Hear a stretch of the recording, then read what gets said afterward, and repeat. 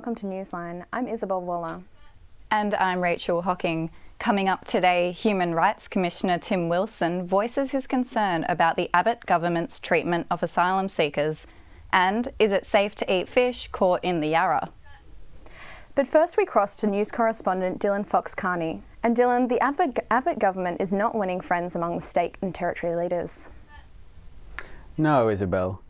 Following the drastic plans to cut education and health funding to states and territories in Tuesday's federal budget, New South Wales Premier Mike Baird has called for an emergency meeting to convene this Sunday. The states are demanding the federal government rethink its plans.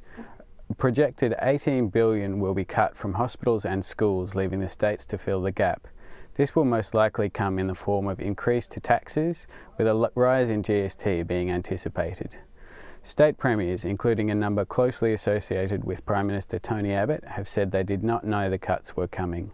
States and territories are divided on the way forward, but most will be attending to coordinate a response to the budget. In other news, parliamentary language has come into focus after Federal Education Minister Christopher Pyne called the Leader of the Opposition, Bill Shorten, the C word in Parliament. According to Mr Pyne, he actually said grub.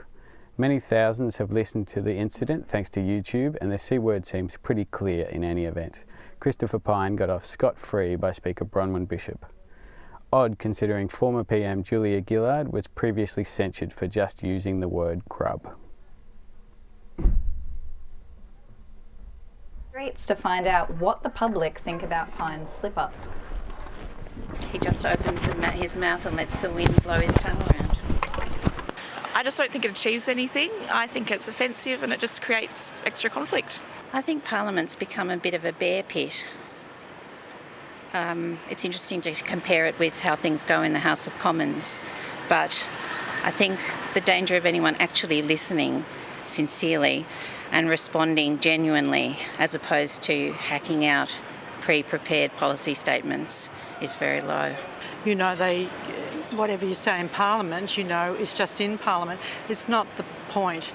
It's about that reflection throughout the whole of the country. I think it's a place where it should be more formal, not terribly, but I think it shouldn't be swearing or anything like that.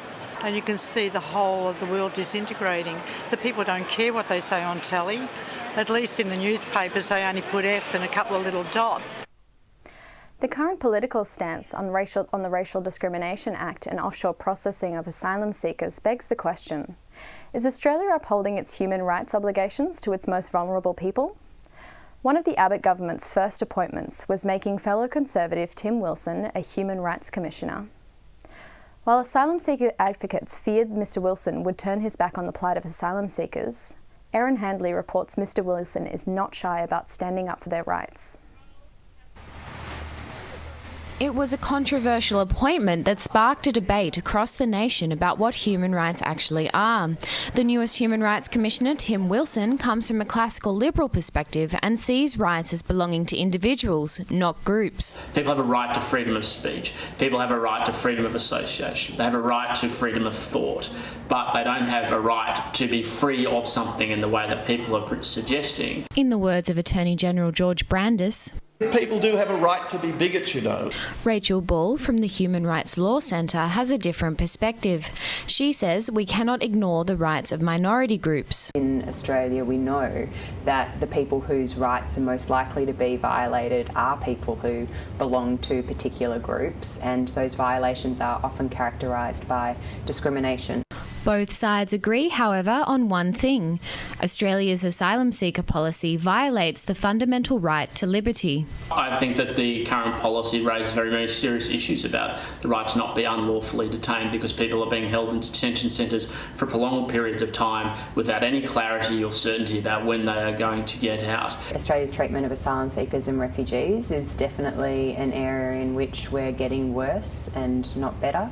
Human rights advocates say it is up to the Australian people to judge if the ends justify the means, but they cannot make an informed decision with the government withholding crucial information about detention centres. We have a reasonable right, both the Commission and the media, to go and scrutinise them and to make sure they're meeting our obligations and expectations of humanity. History appears to be repeating itself, with the Human Rights Commission this year launching a new inquiry into children in detention, just as they did 10 years ago. The problems from last decade remain unsolved. There's still over 1,000 children in immigration detention today, and even though the very serious harm that does to children was exposed 10 years ago, we still haven't fixed the problem. Erin Handley, Newsline. Thanks, Erin. Time for business news now with Choi Nan-Curvis. Thanks, Rachel. Business mogul James Packer was knocked out for his bid on Las Vegas casino The Cosmopolitan by US property group Blackstone. It's understood that Mr. Packer had been wanting to return to the US market for some time, but was edged out with a conservative bid for the famous hotel and casino. Current owners, the Deutsche Bank, said that Blackstone had paid $1.7 billion US, almost half of the original purchase price. Locally, the Commonwealth Bank has been hit with a class action by thousands of disgruntled investors following poor financial advice from the company. The bank could now face up to $250 million in damages, with lawsuits also against ANZ, Westpac and NAB, in the biggest class action in corporate history. Casinos and banks sometimes go hand in hand with high-income earners, who will have a 9-month loophole to avoid the high-income tax levy outlined in this week's federal budget. Someone on $200,000 were to take out a salary package with a $20,000 company car, this would take their annual income down to $180,000 per annum, effectively avoiding the levy altogether. Back to you, Isabel. Thanks, Troy. Still to come on Newsline, we take a look at fishing in the CBD's Yarra River. Are the fish toxic?